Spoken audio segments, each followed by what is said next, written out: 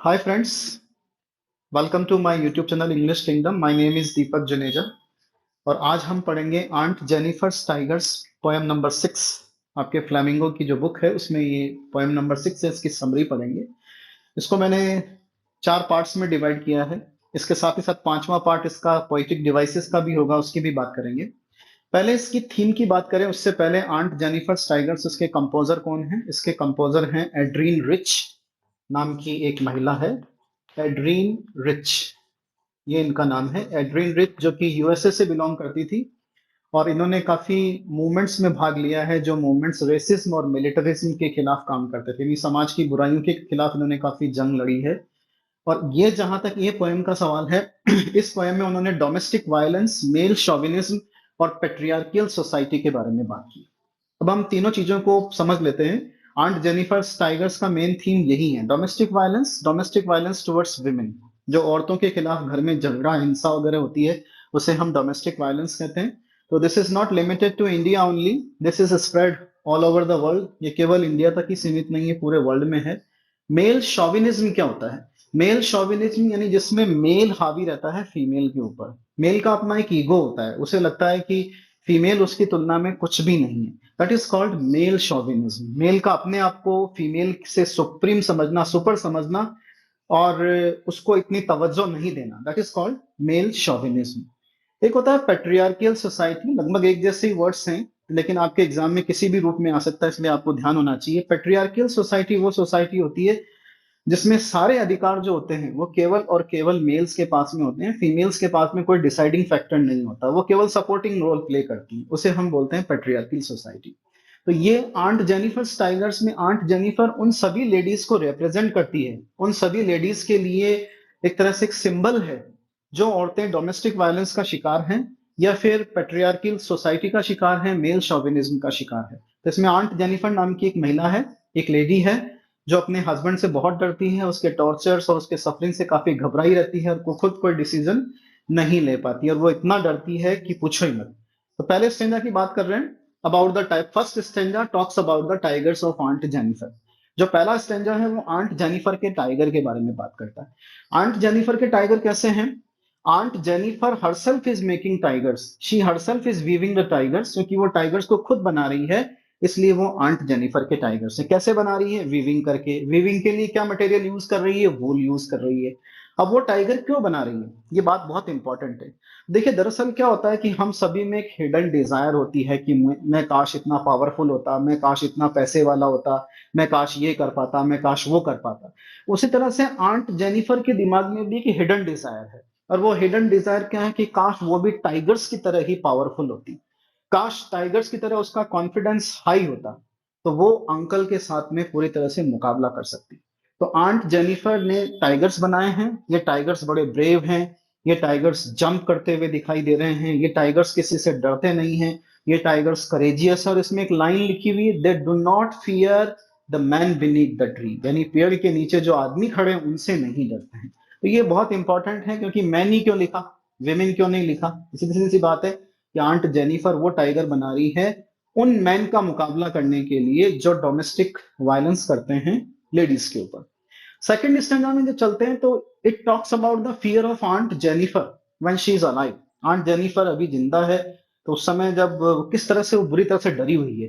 वो जो ऊन से टाइगर्स वीव कर रही है, दरअसल वो इतनी डरी हुई है कि इवन वो जो आइवरी नीडल, यानी जो आइवरी की बनी हुई नीडल है, उसको भी अच्छे से मूव नहीं कर रही, उसकी फिंगर्स फ्लटर हो रही है।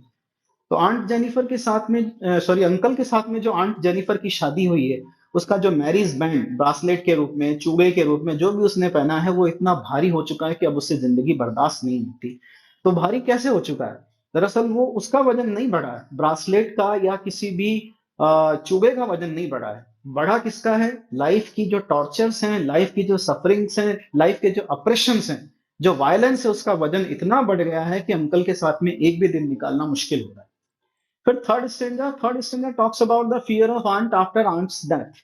और तीसरा स्टेंजा किसके बारे में बात करता है? तीसरा स्टेंजा बात करता है आंट जेनिफर की डेथ के बारे में, कि डेथ हो जाएगी, उसके बाद में भी उसका फियर हावी रहेगा। हालांकि इसमें hyperbole figure of speech use किया गया, बात को बढ़ा चढ़ा कर बोला गया है कि इतना डरती है कि फिंगर्स भी मूव नहीं कर पा रही है और फ्लटरिंग हो रही है, या डेथ के बाद में when she is under the grave, जब जमीन के नीचे आ जाएगी तब भी वो इतना डरती होगी। जबकि वो टाइगर्स जो उसने बनाए हैं वो उसकी मौत के बाद में भी ऐसे ही चलेंगे, ना तो किसी से डरेंगे और हमेशा जंप करते रहेंगे। अब यदि इस लेसन में, इस पोएम में पोइटिक डिवाइसेस की बात करें, तो इसमें पोइटिक डिवाइसेस में आप देखिए सेकंड स्टेंजा में आपको फर्स्ट लाइन में या सेकंड लाइन में दिखाई देगा, आंट जेनिफर्स फिंगर्स फ्लटरिंग।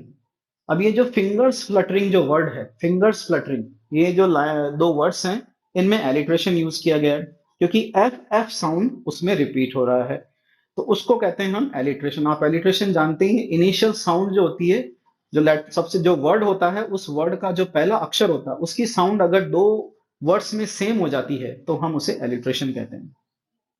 उसी तरह से अगर हम सेकंड पोइटिक डिवाइस की बात करें तो इसमें एक पोइटिक डिवाइस यूज किया गया है, पन, PUN।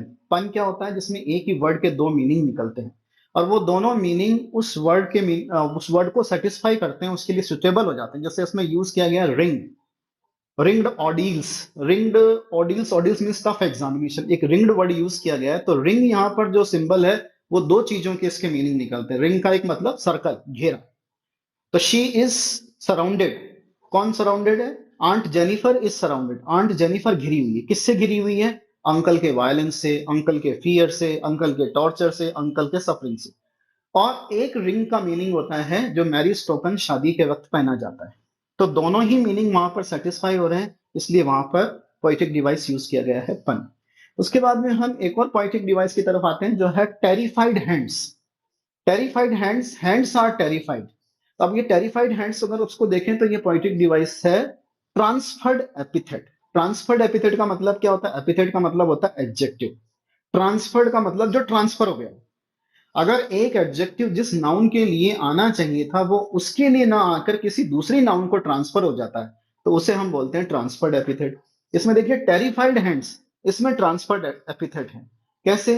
ये जो टेरिफाइड वर्ड है, एक्चुअल में उनके हार्ट टेरिफाइड नहीं है, आंट जेनिफर इज टेरिफाइड। तो एक्चुअल में ये जो एडजेक्टिव है टेरिफाइड, ये यूज किसके लिए होना चाहिए था? आंट जेनिफर के लिए यूज होना चाहिए था, लेकिन हुआ किसके लिए यूज? उनके हाथों के लिए यूज हो गया। तो ये इसमें बन जाता है किसका केस? ट्रांसफर्ड एपिथेट का। उसके बाद में एक लास्ट लाइन दी हुई है, will go on prancing proud and unafraid. इसमें भी आप देखो प्रांसिंग एंड प्राउड, ये जो दोनों साउंड्स हैं सेम है, पी पी साउंड, तो ये यहां पर एलिट्रेशन है। तो ये थी आंट जेनिफर की टाइगर्स की समरी, और साथ में पोएटिक डिवाइसेस भी मैंने आपको बताया। तो होपफुली आपको ये वीडियो पसंद आया होगा। Thanks for being with us for next video also.